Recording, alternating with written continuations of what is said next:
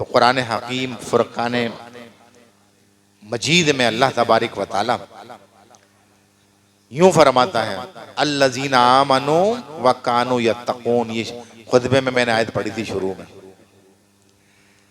यानी वो जो ईमान लाए और परहेजगारी करते रहे। अभी बताया परहेजगारी क्या है? अल्लाह का खौफ दिल में होना, इसी को तकवा कहते हैं। और अल्लाह का खौफ होगा तो फिर उससे हटकर कोई काम नहीं करेगा। जो उसका हुक्म है उसकी पासदारी करेगा और जिससे उसने रोका है उससे रुक जाएगा। इसी को तकवा कहते हैं, और कोई स्पेशल चीज नहीं है तकवा। लोग कहते हैं अब तो बड़े मुत्तकी हैं। क्यों भाई, आप क्यों नहीं हो सकते?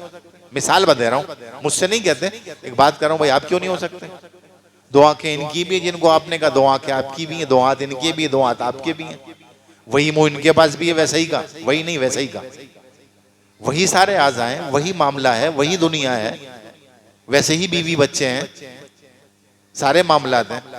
तो वो मुत्तकी, ये और धोखा है, ये और बड़ा धोखा है अपनी जान छुड़ाने का कि यार ये तो बहुत बुलंदो बाला मर्तबे पर है, हम तो ये कर नहीं सकते। इसीलिए अल्लाह तबारक व तआला ने अपने महबूब को शक्ल बशरियत में भेजा, मबूस फरमाया, ताकि किसी के पास ये जवाज ना रहे नहीं वो तो नूर थे, वो तो अमल कर सकते थे, हम नहीं कर सकते।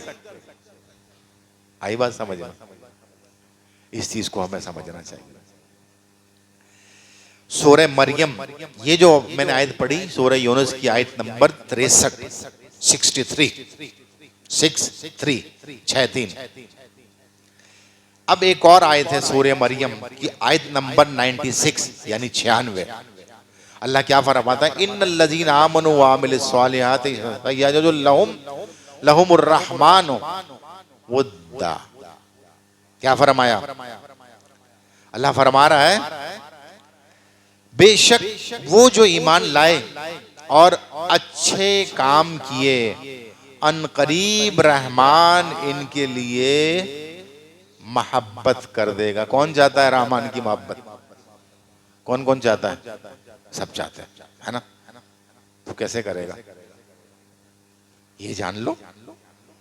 क्या कह रहा है रब ताला इसमें, इस आयत मुबारका में? वो जो ईमान लाए और अच्छे काम किए, नेक अमल किए, अनकरीब रहमान उनके लिए मोहब्बत कर देगा, यानी उन्हें अपना महबूब बना लेगा। अब अच्छे काम की नजीर हमारे पास क्या है? कैसे समझेंगे अच्छा काम क्या है? तो नबी अलैहिस्सलातु वस्सलाम की ज़ात मुबारका हमारे पास मौजूद है। वही आयत, कुल इन कुंतुम तुहिब्बुनल्लाह फत्तबिऊनी युहिब्बुकुमुल्लाह व यग़फिर लकुम ज़ुनूबकुम। तुम चाहते हो अल्लाह तुमसे मोहब्बत करे तो रसूल अल्लाह की अताअत कर लो, अल्लाह तुम्हें मोहब्बत करेगा तुमसे, तुम्हारे गुनाह भी माफ कर देगा और तुम्हें बख्श भी देगा। तो यही तो चाहिए हमें इस दुनिया में, और क्या चाहिए? यहाँ से सर्टिफिकेट लेके जाओ, आगे कामयाबी कामयाबी है। सर्टिफिकेट तो दोनों को मिलेगा, नाकाम को भी मिलेगा और उसको नाकामी का मिलेगा, उसको कामयाबी का मिलेगा। फरमाया गया ना क्या, सामने से दिया जाएगा और उसको सीना तोड़कर पीठ के पीछे से दिया जाएगा, नयमा अमल। तो ये दुनिया बहुत आरज़ी है, बहुत मुख्तसर। इसके इख्तिसार को इतना जानो कि अजान आपके कान में हो गई, नमाज बाकी है। इतना जानो, इतना इख्तिसार है इसमें। यहां पर तो टाइम चल रहा है ना, बाकी जगह टाइम साकिन है, स्टिल है। अल्लाहु अकबर। तो बस इन्हें अपना महबूब बनाएगा और अपने बंदों के दिलों में इनकी मोहब्बत डाल देगा। ये वली की निशानी बता रहा हूं। कैसे पहचाने? ऐसे पहचाने, बगैर करामत के। अल्लाहु अकबर। नबी करीम सल्लल्लाहु अलैहि वसल्लम का इरशाद है, जब अल्लाह ताला अपने किसी बंदे से मोहब्बत करता है, मोहब्बत कितना प्यारा लफ्ज है, और अगर अल्लाह की मोहब्बत, उसके रसूल की मोहब्बत हो तो क्या बात है, क्या बात है। अल्लाह अकबर। फरमाते हैं कि जब मोहब्बत करता है, अच्छा इस मोहब्बत की अजमत देखो, अल्लाह कर क्या रहा है। अल्लाहु अकबर। तो फरिश्तों के सरदार अपने जलीलुल कदर फरिश्ते सैयदना जिब्राइल अलैहिस्सलाम को बुलाता है और फरमाता है, जिब्राइल, फला बंदा जो है इसको मैंने क्या किया, अपना दोस्त बना लिया और इससे मैं मोहब्बत करता हूं, और तुम भी इसे दोस्त बना लो और तुम भी इससे मोहब्बत करो। कितना बड़ा मुकाम है, कितनी बड़ी बात है। कह रहे जिब्राइल तू भी इससे मोहब्बत कर, तो जिब्राइल अलैहिस्सलाम भी इससे मोहब्बत करने लगते हैं। फिर आसमान में वो मनादी करते हैं, ऐ आसमान वालो, अल्लाह ताला ने अपना फला बंदे से मोहब्बत का इजहार किया है कि वो मोहब्बत करता है, तुम भी इससे मोहब्बत करो। फिर सब आसमान वाले उससे मोहब्बत करने लगते हैं। आप लोग चाहते हैं ना, कौन नहीं चाहता। अब ये विलायत का इजहार जमीन पर हो रहा है, कैसे पहचान होगी वली की। फिर उसके बाद आसमान से ये जमीन में उस नेक बंदे की मकबूलियत का चर्चा होना शुरू हो जाता है हर तरफ, और जमीन वाले भी उससे मोहब्बत करने लगते हैं। मुस्लिम शरीफ की हदीस का मफहूम बयान किया मैंने, सही मुस्लिम की हदीस है, सियासत की 6 किताबों में से सही बुखारी और सही मुस्लिम, तो सही मुस्लिम की हदीस है। आई समझ में बात। एक और रिवायत में है जिसे तफसीर मजहरी में बयान किया गया है कि रसूल मुअज्जम सल्लल्लाहु तआला अलैहि वसल्लम का इरशाद ग्रामी है, क्या मैं तुम्हें उन लोगों के बारे में ना बताऊं जो सबसे बेहतर हैं, जो सबसे बेहतर हैं, क्या उनके बारे में ना बताऊं। साहबा रजी अल्लाह तआला अन्हुम ने अर्ज की कि या रसूल अल्लाह जरूर बताइए, क्यों नहीं बताइए, जरूर बताइए। फरमाया, ये वो लोग हैं जब इनका दीदार हो खुदा याद आ जाए, जब इनका दीदार हो तो खुदा याद आ जाए, क्योंकि इनका दिल ऐसा आईना है जिस पर अल्लाह की तजल्लियात का अक्स पड़ रहा है, और जब कोई शय ऐसे आईने के सामने रखी जाए जिस पर सूरज की शुआएं पड़ रही हो तो वो भी रोशन और चमकदार हो जाता है। देखें, सूरज निकलता है ना, उसकी रोशनी से सब मुस्तफीद होते हैं, नहीं होते सब जगह, लेकिन अगर वो रोशनी आईने पर पड़ती है तो कितना फैल जाती है, यानी उसके अंदर एक सूरज आ जाता है।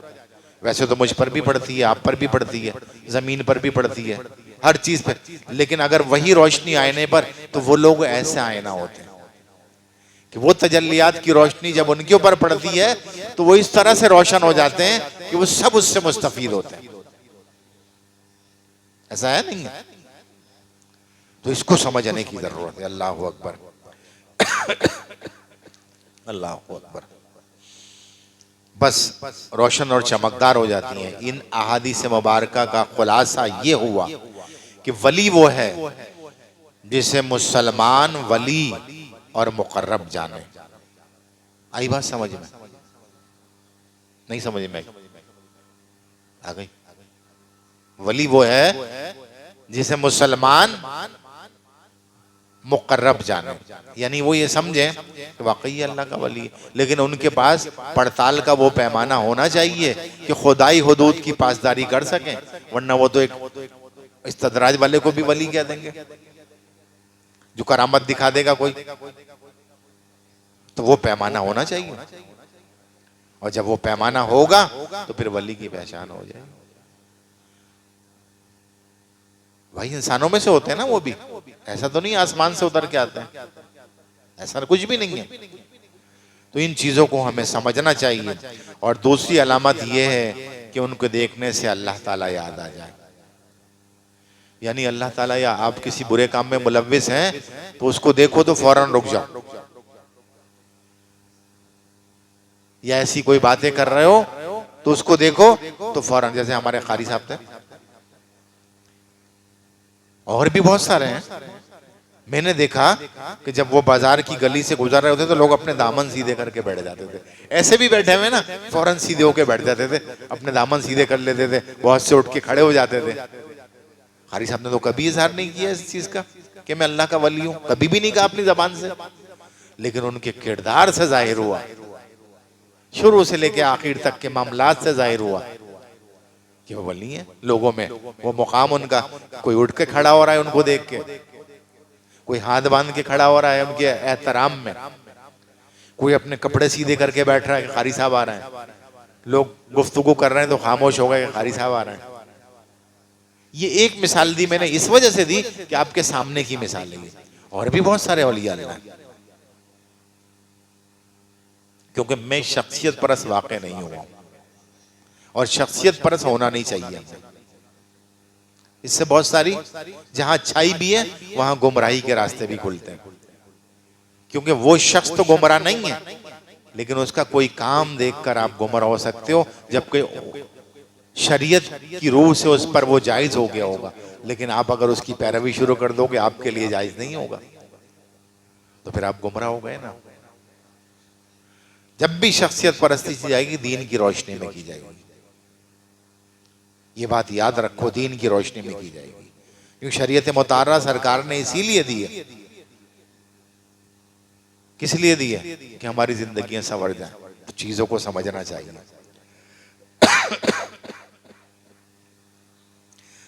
तारीख इस बात की गवाही देती है कि औलिया अल्लाह ने, अच्छा अब लोगों का एक नजरिया यह है और प्रोपेगेंडा करते हैं कि औलिया और सूफिया कराम तो किसी को बुरा नहीं कहते, ऐसा ही है ना, हाँ में हिला दो या नहीं में हिला दो, हाँ यही है, यही तो गलत है।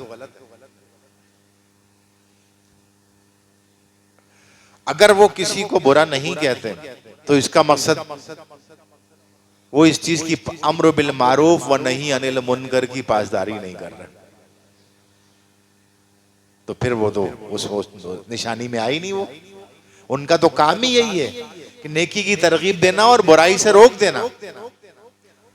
अब ये प्रोपेगेंडा है कि वो तो यार किसी को बुरा कहते नहीं, यार ये तो बुरा कह रहे हैं, जो गलत है वो तो बुरा कहा जाएगा। अगर गलत को गलत और सही को सही नहीं कहोगे तो ऐसे ही माशरा कायम होगा जैसा माशरा आज कायम हो गया है, और इस्लाम को फायदा नहीं नुकसान पहुंचेगा। नहीं समझे मेरी बात? बोले कालो को काला ना कहो, भाई रंग काला है तो काला ही कहा जाएगा, सफेद कहते रहेंगे तो लोग सफेद की तमीज ही भूल जाएंगे, सब काले को सफेद कहना शुरू कर देंगे। समझाने के लिए कह रहा हूं, तो चीजों की तमीज होनी चाहिए, मामलात की तमीज, और ये तमीज इल्म के साथ साथ सोहबत से आती है, खाली इल्म से नहीं आती, सोहबत से आती है। और सोहबत तरबियत का नाम है, तरबियत इसी को तो कहते हैं। अगर दो आदमी आए मिसाल के तौर पर, एक आदमी आया, उसने देखा बहुत सारे लोगों का अस्सलाम वालेकुम और आके बैठ गया। दूसरा आया, उसने कहा अस्सलाम वालेकुम नदीम भाई, तो तरबियत नहीं है उसकी। अब उसने मुझ तक खास कर दिया, बाकी लोगों को सलाम नहीं किया, अब मुझ पर जवाब देना लाजिम है।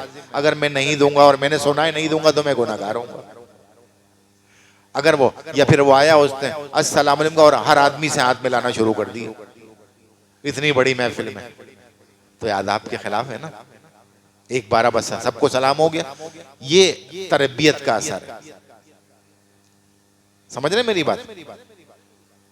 ये आसान करके यूं समझा रहा हूं कि हमारी जिंदगी के आम मामला हैं, अगर हम इसको समझेंगे तो एप्लीकेशन शुरू कर देंगे, और फिर सामने वाले को भी पता होगा कि यार हाथ नहीं मिलाया तो बुरा नहीं माने। बहुत सारे मामला ऐसे होते हैं। अब ये प्रोपेगेंडा करते हैं लोग कि औलिया और सूफिया तो किसी को बुरा नहीं कहते, महज खिदमत खल्क इनका शार होता है, मखलूक की खिदमत करना। तो भाई उसको बुराई से रोक रहे हैं तो उसकी खिदमत ही तो कर रहे हैं। अगर अच्छाई की दावत दे रहे हैं तब भी खिदमत कर रहे हैं, बुराई से रोक रहे हैं तब भी खिदमत कर रहे हैं। अल्लाह अकबर। ये महज शैतानी धोखा है, कि वो किसी को बुरा नहीं कहते। मैंने बता दिया बदी का और अम्र बिल मारूफ व नही अनिल मुनकर, कि नेकी की दावत दो और बुराई से रोको। ये अल्लाह वालों का काम है और हम सबका काम भी यही है। तारीख गवाह है कि अहलुल्लाह ने हर दौर में कलमा हक खुलकर बुलंद किया। आप देख लें हिस्ट्री इस्लाम की उठा के, हर दौर में कलमा हक बुलंद किया। और ये भी एक नाकाबिल इनकार हकीकत है कि जब भी बुराई और शर की मजम्मत की जाएगी तो बुराई और शर को पसंद करने वाले उनके मुखालिफ हो जाएंगे। जो बुराई और शर आज जैसा हो गया है, अगर आप किसी बुरे को बुरा कह दो और वो उसका चाहने वाला है तो वो आपके खिलाफ हो जाएगा, जबकि उसमें सैकड़ों ऐब नजर आ रहे हैं, लेकिन आपका मतलब निकल रहा है ना,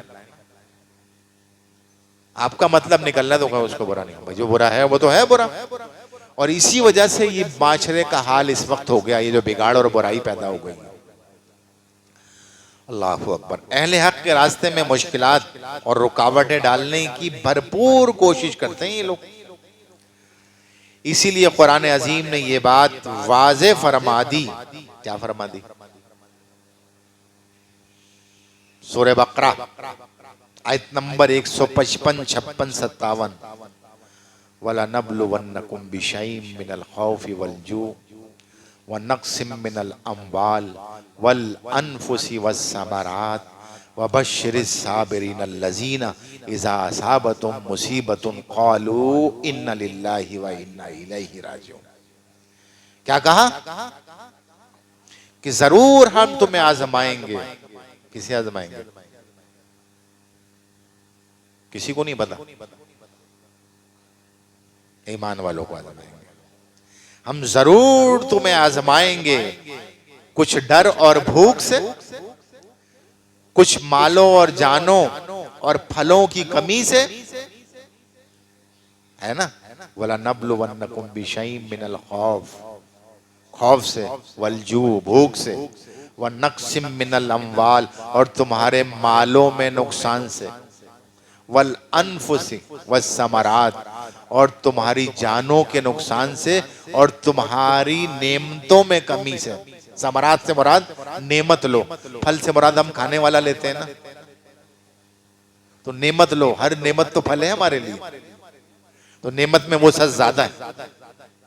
उस एतबार से तावीलन बयान कर रहा हूं ये, ताकि समझ में आए उसकी कमी से। क्योंकि आजकल लोग नेमतों की कमी का शिकार है ना। अगर सुकून की कमी का शिकार है तो नेमत की कमी है ना। रिस्क की कमी का शिकार होना अलग बात है, सेहत की कमी का शिकार है तो एक नेमत कम हो गई ना। बहुत सारे मामला ऐसे हैं। तो हम, अल्लाह कह रहे हैं हम जरूर आजमाएंगे तुम्हें कमी से। और फिर कह रहा है वबश्शिरिस साबिरीन अल्लज़ीना, खुशखबरी दे दो उनको। किनको? अल्लज़ीना, उन लोगों को खुशखबरी दे दो जो सबर करते हैं और कहते हैं, क्या कहते हैं? क़ालू, कहते हैं इन्ना लिल्लाहि व इन्ना इलैहि राजिऊन, कि बेशक हम अल्लाह के माल हैं और हम भी अल्लाह का माल हैं, और हमको उसी की तरफ लौट कर जाना है, वापस पलटना है, उसी की तरफ फिरना है। तो उन्हीं को खुशखबरी दे रहा है। और ये लोग हैं जिन पर उनके रब की रहमतें हैं, और यही लोग कि मोमिन और मुत्तकी ही वली हो सकता है, ईमान वाला और अल्लाह से डरने वाला। बहुत से लोगों को अल्लाह का डर है लेकिन ईमान नहीं है। ऐसे हैं लोग कि कुत्ते पर भी रहम कर रहे हैं, देखें आपने ना। और हमारे वाले जो होते हैं बड़े फरिश्ता हो जाते हैं, मरूब हो जाते हैं, जिसको मरूब होना कहते हैं, बिछ जाते हैं यार वो देखो, और फिर उसको इंसानियत कहते हैं। इस्लाम से बड़ी इंसानियत, इस्लाम से बड़ी इंसानियत किसी मजहब ने नहीं दी।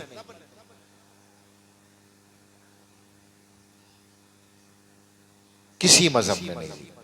औरतों के हकूक से लेके जानवरों के हकूक तक, जमीन के हक तक, जमीन का हक भी है।